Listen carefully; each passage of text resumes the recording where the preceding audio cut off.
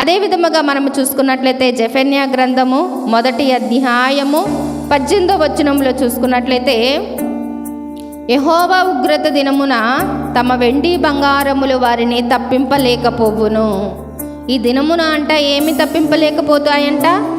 వెండి బంగారములు వారిని తప్పింపలేకపోవును.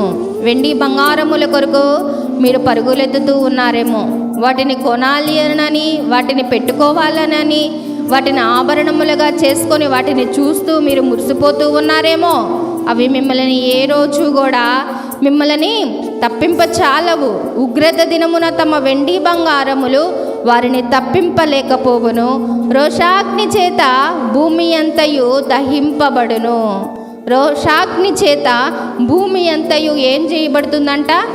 భూమి అంతయు కూడా దహింపబడును. అది కాల్చివేయబడుతూ ఉంటుంది. ఈ భూమియే శాశ్వతం అనుకుంటూ ఉన్నారేమో.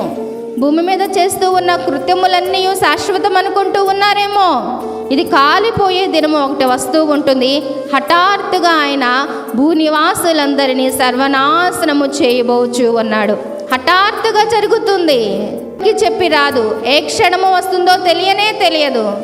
కాబట్టి ప్రియాతి ప్రియ దేవుని బిడ్డలారా, మీ హృదయములను, మీ శరీరములను చాలా జాగ్రత్తగా చూసుకొనుచు మనము దేవుని కొరకు మనము వెంబడించే వారి వలె ఉండాలి. భూమి మీద ఉన్న వాటిపైన మక్కువ చూపిస్తూ ఉన్నారేమో.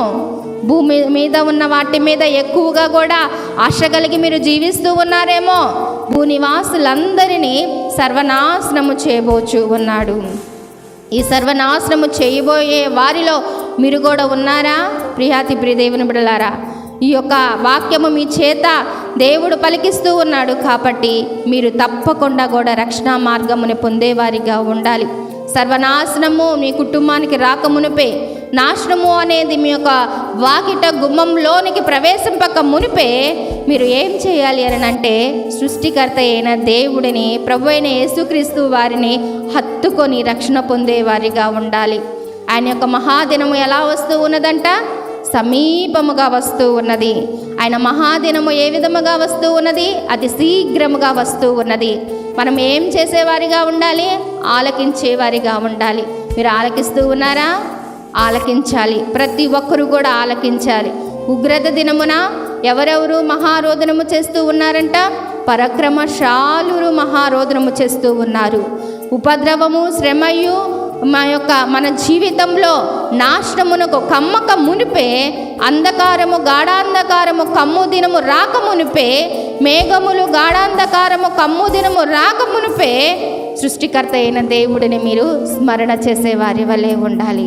మత్తయి సువార్త 26వ అధ్యాయము 64వ వచనములో కూడా మనము చూసుకున్నట్లయితే, ఇది మొదలుకొని మనుష్య కుమారుడు సర్వశక్తుని కుడి పారస్యమందు కూర్చుండుటయు ఆకాశ మేఘారుడై వచ్చుటయు మీరు చూతురని చెప్పగా. ఇప్పుడు ప్రభు అయిన యేసుక్రీస్తు వారు ఏ విధముగా వస్తూ ఉంటారంట? మనుష్య కుమారుడు సర్వశక్తుని కుడి పారస్యమున కూర్చుండుటయు ఆకాశ మేఘారుడై వచ్చుటయు మీరు చూతురని చెప్పగా. ఆయన ఏ విధముగా వస్తూ ఉన్నారంట? ఆయన ఏ విధముగా వస్తూ ఉన్నారంటే, ఆకాశములో మేఘారుడై వస్తూ ఉన్నాడు. ఆయన వస్తాడా రాడా? ఆయన వస్తాడు, తప్పక వస్తాడు. నిన్ను నన్ను తీసుకొని పోవటానికి తప్పక వస్తూ ఉంటాడు. కాబట్టి అది మనము నమ్మేవారిగా ఉండాలి. రాకడ సమయం ఒకటి ఉన్నది. ఆయన మేఘారుడై వస్తూ ఉన్నాడని మనము నమ్మి ఉన్నాము. కాబట్టి తప్పకుండా మనము దేవుని కొరకు నిరీక్షణ కలిగి, రాకడ సమయం ఒకటి ఉన్నదని గ్రహించి, ఆలకించి దేవుని వాక్యమును నమ్మి నడిచేవారిగా ఉంటూ ఉండాలన్నమాట. కాబట్టి ప్రియాతి ప్రియ దేవుని బిడ్డలారా, లూకాసు వార్త 21వ అధ్యాయము 27వ వచనములో కూడా మనము చూసుకున్నట్లయితే, అప్పుడు మనుష్య కుమారుడు ప్రభావముతోనూ మహామహిమతోనూ మేఘారుడై వచ్చుట చూతురు. ఎలా వస్తూ ఉంటారంట ఆయన?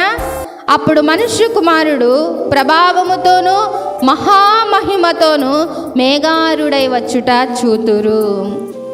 ఆయన మేఘారుడై వస్తూ ఉంటాడంట. ఇప్పుడు మహామహిమతో వస్తూ ఉంటాడంట. మహామహిమతోనూ ప్రభావముతోనూ మేఘారుడై వచ్చుట మనము చూసేవారిమగా ఉంటూ ఉంటాం. ఆయన మహిమ కలిగిన మహారాజు కాబట్టి, ఆయన ప్రభావము కలిగిన మహారాజు కాబట్టి, ఆయన మేఘారుడై వచ్చుట చూతూ అంతవరకు కూడా మన కన్నులు కూడా దేని మీద నిరీక్షణ కలిగి ఉండాలి అని అంటే దేవుని కొరకు నిరీక్షణ కలిగి ఉండే వారి వలె ఉండాలి. రాకడ సమయం ఒకటి ఉన్నది, పరలోక రాజ్యము ఒకటి ఉన్నది.